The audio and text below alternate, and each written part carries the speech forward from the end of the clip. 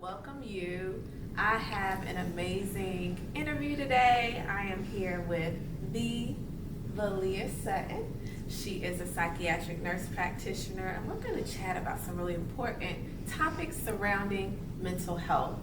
I'm Natasha Oates, award-winning therapist at the Up Company and speaker, and I want to get to know you a little bit better, if that's okay. That's all right. That's yes, all right. One question I get asked a lot, out of all the occupations in the world, out of everything you might have to carry to be in the mental health space, why? What has drawn you, led you into this lane of being a psychiatric nurse in mental health? So it's been a journey. Because back in nursing school, I would not have been caught working in mental health. And then my aunt was diagnosed with schizophrenia. And so we watched a cycle. In high school, I watched a cycle of just kind of some things that she was going through, and I'm like, there has to be a better way. Mm-hmm. There has to be a better way. Where are the resources? Where's the case managers? Because we, as family, sometimes family members only want you to do but so much. And you have to accept a mental illness in order to get help. And so initially it's one of those things where we just kind of watched her. It was very difficult for the family to watch. She's much better now. Good. Do y'all hear that? She's much better now. Much better now. When people hear about diagnoses, especially like schizophrenia, yes, they often think it's a life sentence. They'll forever be that way. Sometimes we're not even acknowledging what exists in our own family. Right. Could you speak to that a little bit too? Yeah, so once we accept help, or once we realize like, hey, there may be something going on, that takes strength. And so that's the first step, and just acknowledging that, hey, there may be something going on, even though you may not know exactly what it is. I always encourage people to go out and get help, just because it can help your life, the family around you. But the stigma around mental health, I don't know when it started or why it's there, but the bottom line is, if we don't get help, we kind of, some people end up living these long lives that are not fulfilled because they simply, they don't know who to go to. Because culturally, I just, in speaking in general with our family, culturally, we don't ask for help. We feel like, we just gonna pray about it. And you know what? It is wonderful. Prayer is wonderful. But at the end of the day, we need Jesus and a therapist. Yes, and I think, I know I've seen that on Facebook, shirts, whatever. But it's very, very true, because he gives us the wisdom in order to reach out to other people for that help. So I just want to encourage people, of course, to make sure, like, hey, I think something's wrong. So let me go get a professional opinion to make sure that I'm not missing anything, so that everyone's lives can be fulfilled. Beautifully said. And not getting help, there's a consequence of death, and we know suicide is very real. Yes. But not only suicide, think about the dreams that die, the relationships that die, the opportunities, because we don't want to be vulnerable. Right. We don't want to be perceived as weak, and we definitely don't want to be perceived as crazy. Absolutely. But that's why I think even just you sharing, hey, I got into this field because a family member was impacted by schizophrenia, for people to even know, because I don't think everyone knows that you can actually thrive and do well. Absolutely. If you get good, high quality care and help. That's key. High quality. Okay. So to piggyback off of that, a lot of times, I think sometimes culturally we go places that we aren't necessarily accepted or wanted, and I think people shut down. So prior to me becoming a psychiatric nurse practitioner, I was a family nurse practitioner. So this is 7 years total of being like a nurse practitioner. But my first 4 years I've spent in more of your primary care. And so a lot of times, like, people, they would come in and, as far as being open and trustworthy, sometimes that trust wasn't there.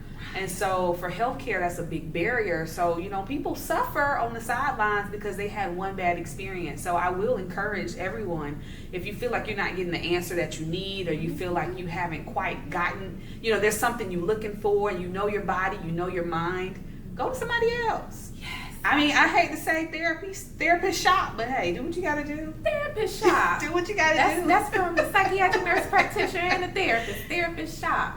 And Yep. you know, there's something you mentioned earlier, like, why in the world is it, you know, that we won't reach out for help? What is that barrier? And there is a lot of systemic and historical things that have happened, you know, where we've grown this mistrust Right. with the medical community. Yes.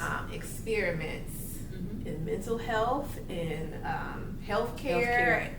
That's big. So, you know, trauma travels through our DNA, and Mhm. somewhere in our bodies we're like, I don't know. Right. Right. I don't know. But to your point, we can shop, we can ask for referrals. Yep. That's why I have you here today, because I want to introduce you to our followers, our previous and current clients of some great high quality options, because some folks are a little janky out here and we don't have time for that. No. Not when it comes down to mental health. Absolutely not. So No tell time to waste. everybody this. What would a high quality psychiatric nurse practitioner, what do they have to offer someone who might be struggling with their mental health? What exactly do you do? So when looking for quality, I always look for, or would want for me myself, to find someone who's empathetic, one who can place themselves in your shoes, non-judgmental, a non-biased approach. And then for me personally, I know everybody's not kind of going on this bandwagon yet, but just trying to get to the root of the problem. So coming from the medical side of things, I took a course a couple of years ago. It was a functional medicine course. It's not really talked about, but one medication which a lot of people probably have taken, like metformin. So this is an example, metformin. A lot of pre-diabetics get this medication. Some people get it for weight loss. So metformin has a side effect of numbness and tingling in our extremities. So if you're diabetic, and one of the major complaints that diabetics have are numbness and tingling. And so they go back to the doctor and they're like, hey, I have numbness in my legs now. And guess what? We give another pill. We give gabapentin for peripheral neuropathy. That's what they end up calling it. Basically saying that the nerves are dead. The diabetes have pretty much killed the nerves. I'm using layman terms here.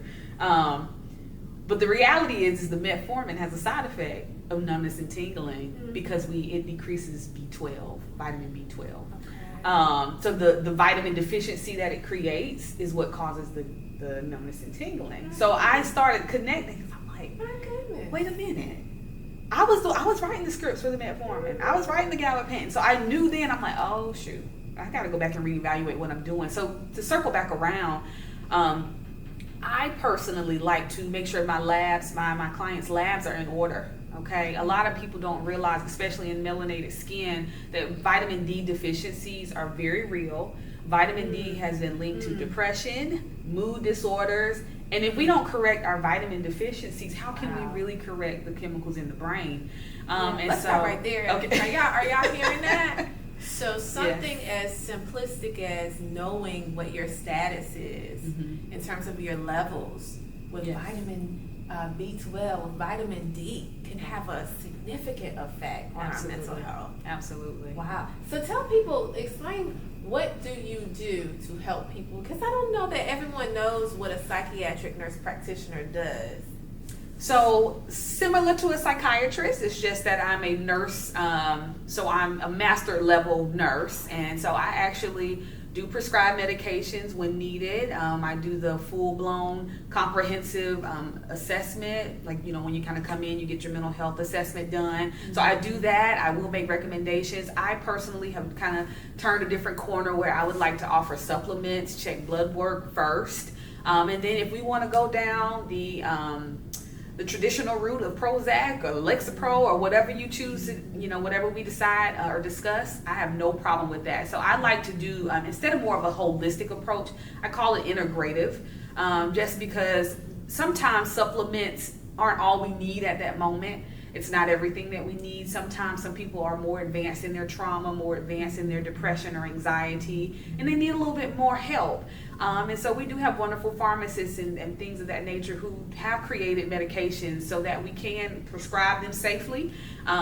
and piggybacking off the quality, make sure somebody's explaining to you what you're taking, how to take it. I've had a lot. I can't even count how many they come and they're like, that medicine made me feel doped up, or I didn't feel like myself. And 9 times out of 10, the medications are started too high. The doses are too high. So personally, I practice very low. I start very low. And if you don't feel anything, you know what? At least you're tolerating it, then we move up. But I just want to kind of encourage people to take off the barrier or the stigma around medication management. If you need it in that moment, it's okay to take it in that moment. I do believe that, you know, you can come off of anything that you start taking. If you want to get your life together and you need a couple years to get yourself together, and sometimes we need that extra boost to actually get to that place of feeling good where now we can go to the gym. Now we can eat better. Because all those matter when it comes to your mental health. But sometimes, I mean, if you're depressed, we're not getting off the couch. Right. That's a great point, because the things that help depression, you lack the energy and the motivation to actually do. And sometimes I heard a psychiatric nurse practitioner say therapy and medication go together like peanut butter and jelly. Sometimes you need some medicinal assistance so that you can have the energy, you can have the motivation to actually do the things that's going to keep you well over time. Exactly. And to set those habits. That's so well said. So you have to get there though. You have to get there. And sometimes it just takes some additional chemicals. So our brains are really shaped between, I think, ages 0 and 9. So if there's somebody out there who's dealt with like severe childhood trauma, we're shaping like everything from all our neurotransmitters. There's a lot going on in the brain, but there's a lot of shaping. And even through adulthood, trauma that has happened to us multiple times over and over again, it continues to shape. So sometimes the salad is not enough. And you need some balancing. But hey, if you go to a good psychiatrist or a psych NP or a PA, whatever provider you choose, they'll be willing, they should be willing, I'll say that, to say, you know what, you've done well, it's been 15 months, you want to come off of them? If you're ready, hey, let's do it safely. I encourage everybody to please do not stop psychiatric medications abruptly. You heard what she said. Don't just stop because you don't feel good. Please make sure you're reaching out to your provider so that we're able to taper off, because again, we're manipulating chemicals in the brain, so it just takes a little bit more to pull back. But that does not mean you won't ever get back to feeling yourself. It just takes the brain a little bit more time to settle. So please make sure you talk to a professional before you just stop medicine because you don't like it. And just kind of to piggyback off that comment, sometimes our bodies have to metabolize medicine. And so sometimes the medicine that for me may not do well, it may do wonders for you. So don't base, off what your cousin took, your mama took. You have to go in for yourself, and I encourage everybody to give medications time. Psychiatric meds aren't like blood pressure pills. So like blood pressure pills, we know when we take them, we're gonna lower the blood pressure, no question. For psychiatric meds, we're trying to balance certain chemicals. And so with that being said, it takes more time. It takes sometimes weeks before we even see any improvement. So a good psychiatrist or provider will tell you, we have to give it 3 to 4 weeks or 4 to 6 weeks. It just kind of depends on what you're taking. But always speak up about your side effects. Always, let people know when you don't feel good or whatever, because there's other options. So don't give up on it if it's something that you don't like initially, but you definitely want to. The stigma around it, I'm just trying to help get out here and encourage people to use it if they need it. It's okay to take some medication. It's okay. Right. And I appreciate so many nuggets. Are y'all getting all these nuggets? I appreciate how you mentioned about advocacy. Yes. If there's side effects that, this doesn't feel right for me. If you have some concerns, instead of just go ahead and stopping all at one time, like communicate. Right. Go through a plan. What are the downsides? Because I know some looking are thinking and wondering, what are the downsides of just stopping all at one time of psychiatric medication? So what we're trying to treat, so with any medication, what we're trying to treat, we can worsen. So if you're taking something for anxiety, you may feel a little bit more anxiety. So stopping that abruptly is, you literally can feel, I guess when it comes to anxiety, so we'll speak about anxiety specifically.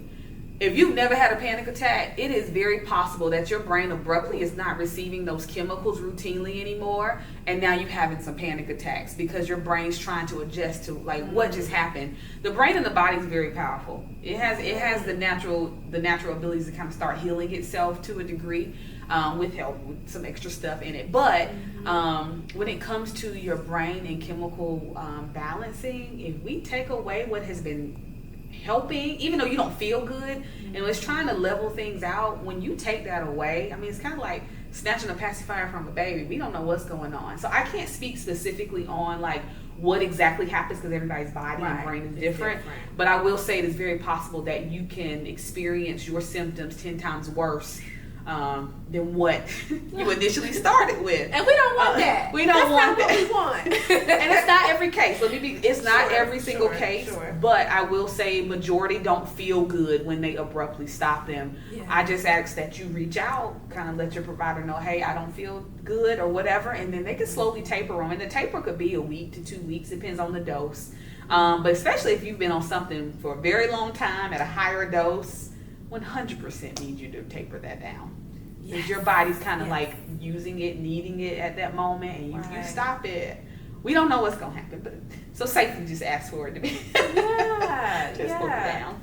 And that's why it's a collaboration. It's not the medication is thrown at you and you go on your merry way. Right. The relationship and the communication is key. And sometimes we get in our own way because we don't want to open up about how we're doing or how we're impacted, what we need.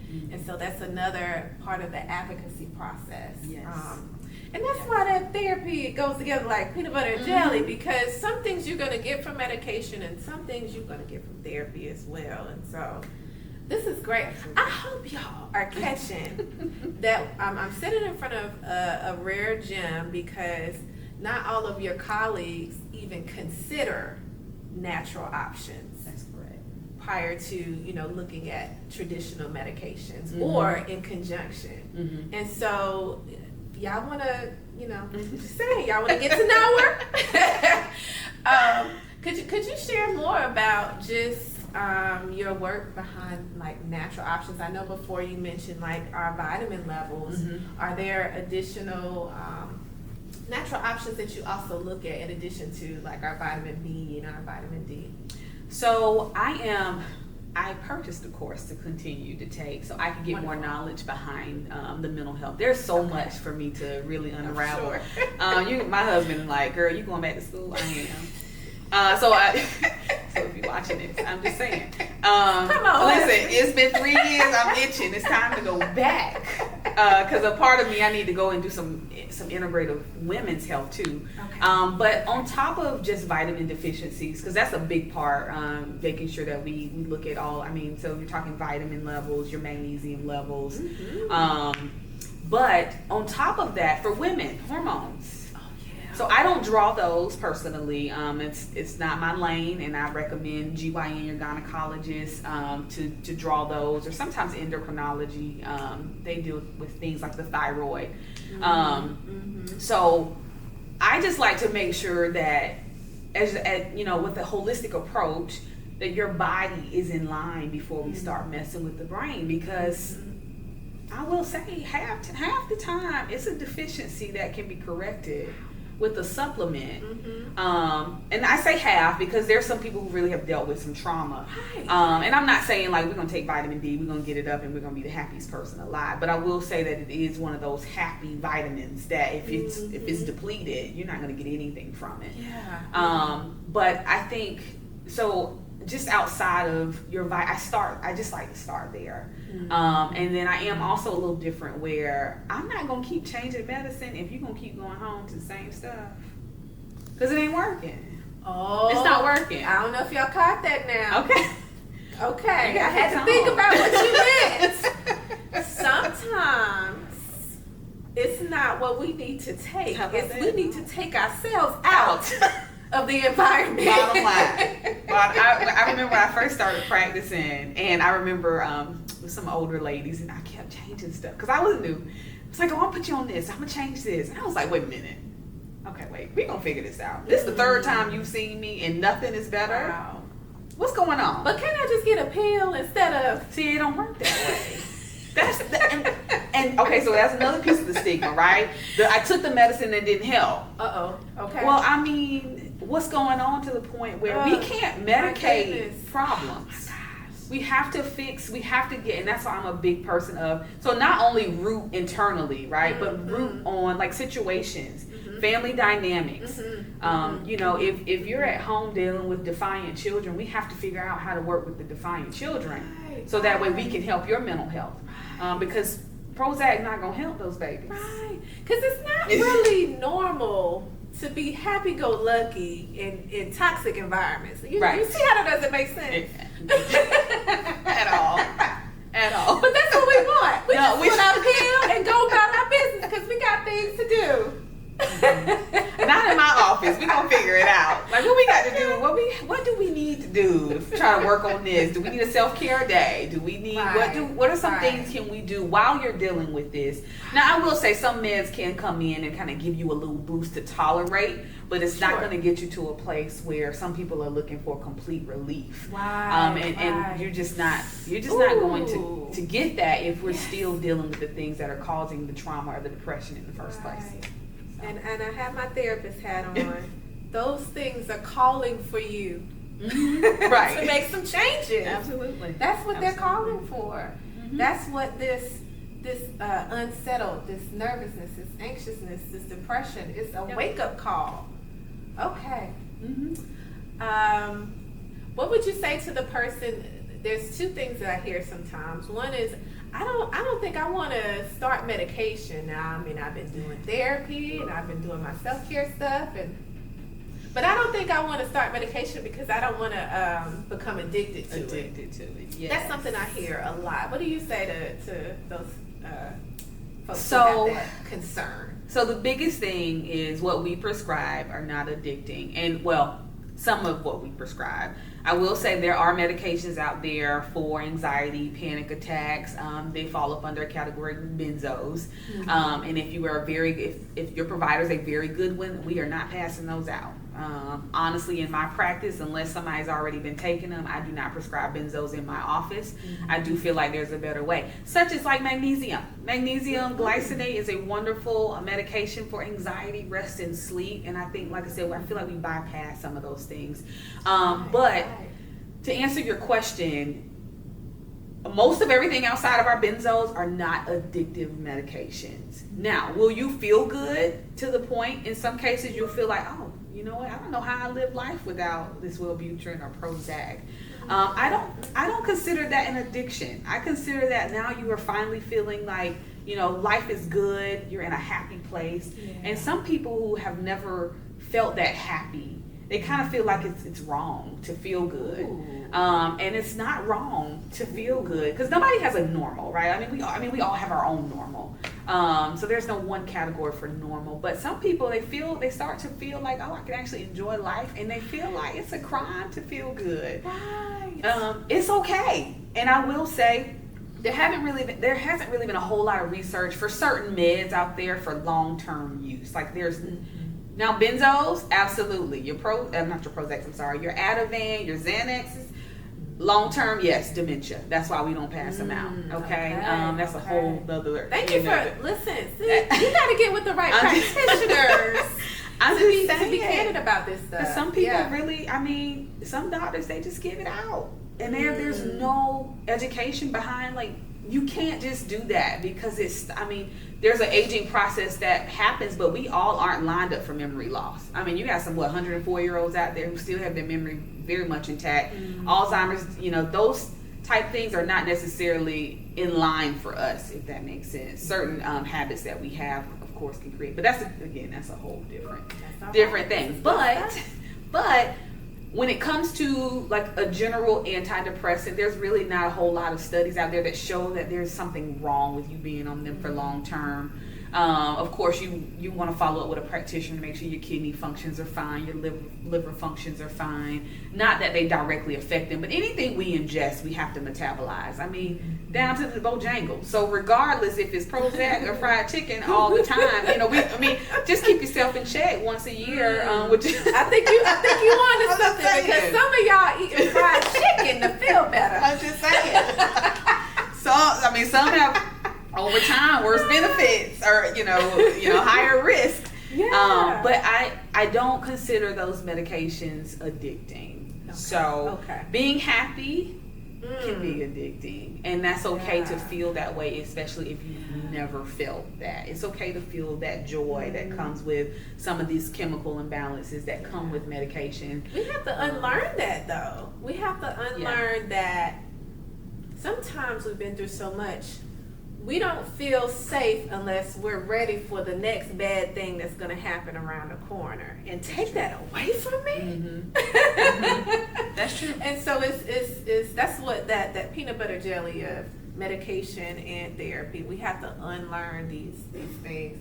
Absolutely. As you were talking about this, I thought about how we get so bent out of shape about medication for mental health. But blood pressure pills, I'm gonna just take that. And I'm gonna take it as long as I need to take it because I need my levels. There you go. I need to be leveled out in my levels. But it's so interesting with our brain health. It's a totally different ballgame. I will say there are some blood pressure medications that are harsh on the kidneys, so they end up putting you on 2 of them. Oh my! I'm just saying. Oh my! So just be mindful of that. I mean, we want a good quality. We want quality of life. Like we don't want. I definitely don't want my clients feeling like there's no hope. And so again, there are supplements out there you can trial first. There's vitamins you can have checked first, but don't be afraid to try something so that way the latter part of your life is better than the first half. If that's what you choose for yourself. And I'm sure, if you're listening at some point you want some better mental health practices, or you want to be able to encourage other people around you to have better mental health practices. I think a lot of, I'm 32, so a lot of our parents have struggled a bit with mental health. So I feel like a lot of the millennials are now coming out to say, I need therapy. And then going back and talking to parents, it's like, we just dealt with it. But it's like, but look at us, now we need therapy, right? It's just like get the help that you need. We've all dealt with some type of trauma. Like, it doesn't have to be something, so crazy. But like, something as simple as, and I say it's small, but divorce, we don't think about. That's a major thing. But as a child growing up in a divorced household, like, what does that do to the kid? Like, what does that really look like? And I think we overlook a lot of we just sweep a lot of things under the rug because it's so normal. Yes. But I think a lot of people are hoping, well, I know how to push through.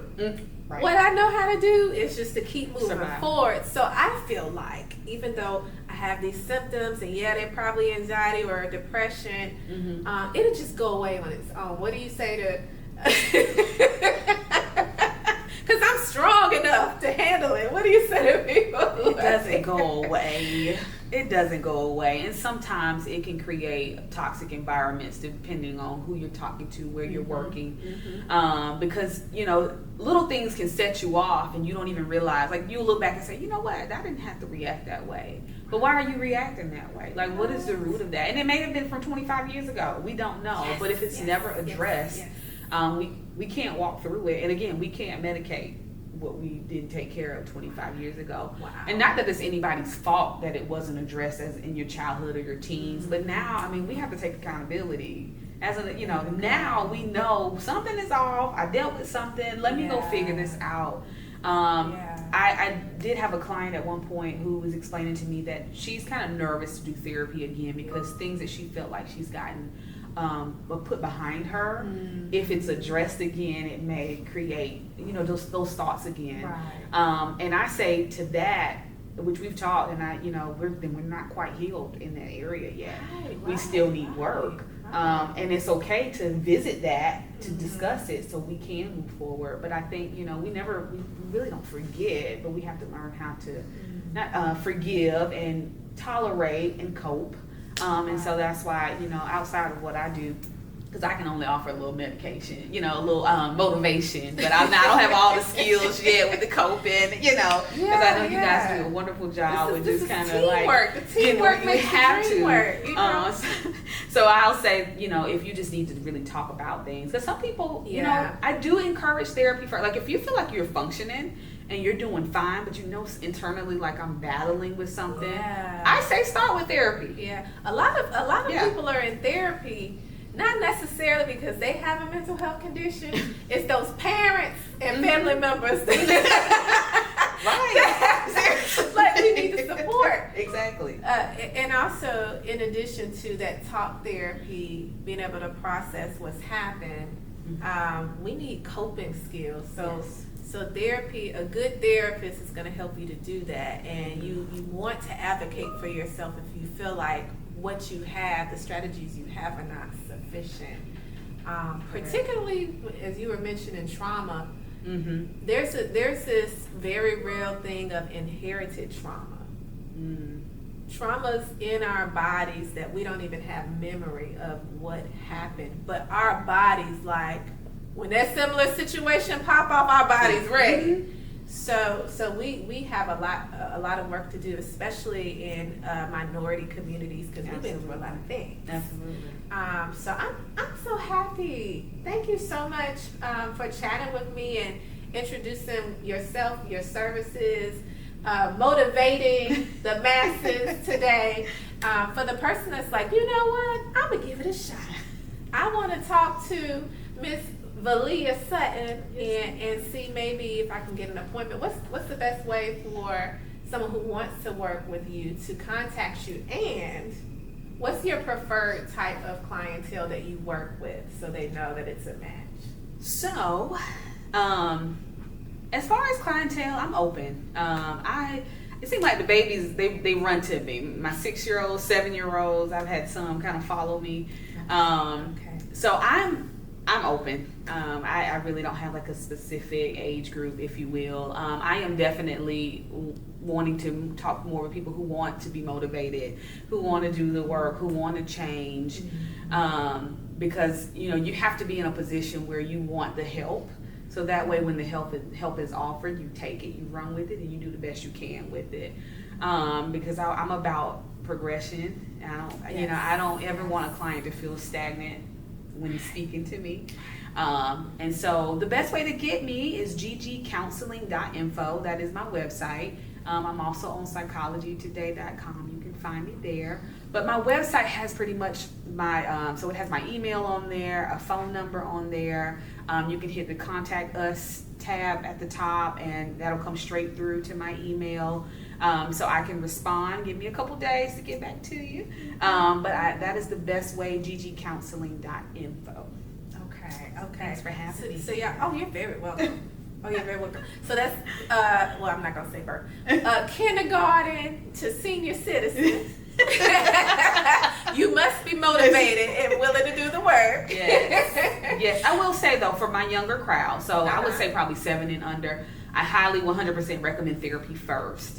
I've prescribed medications for 6 and 7-year-olds, especially those with ADHD. But I will say, if you really sit down and kind of talk to the kids and really know, a lot of times it's in the house. Of course. It's in the house. And so I highly encourage, especially those younger ones, before coming to me, to try some therapy first to see how that child adjusts. And then if you feel like medication is something that you're interested in, then by all means, my doors are open. Wonderful. And I'm reading in between the lines, because I agree. With children, it is the family dynamic, and so oftentimes, sometimes we'll be like, here, there they go, fix them, help them, but we really need the family system to be in therapy. So be willing to everyone, and figure out how can we contribute to our family being stronger and even healthier, new tools, and maybe adding some tweaks that we need for our family culture, because The legacies that's been passed down through our family, there are some we want to hold on to. There are traditions, and there's some we just don't. Mm-mm. This has been such a beautiful conversation. When I spoke with you on the phone, I said, "Oh, we got to do an interview. I got to bring in my team because I want you all to understand that you deserve to be happy." Yes. And I love how you said we shouldn't settle for being stagnant. Right. We will settle for struggle, and you don't have to. Comfortability. It's comfortable. It feels safe sometimes to stay in struggle because that's what we know. Right. But there's more. So come see us. Come see Valia and myself. If you want to reach me, you can always visit my website at www.upcompany.org. We'll see you next time. Make sure you subscribe.